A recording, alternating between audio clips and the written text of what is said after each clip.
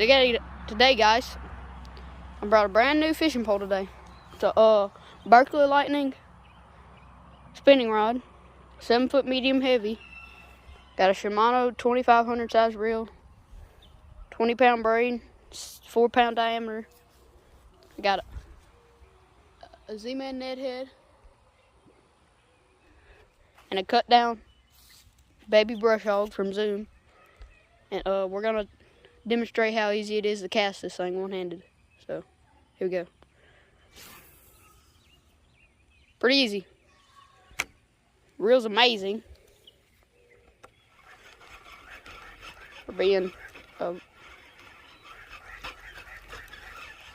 $65 for just for the rod and the reel, and everything works amazing on it. So I'll see y'all later, guys. Get ready for the next video.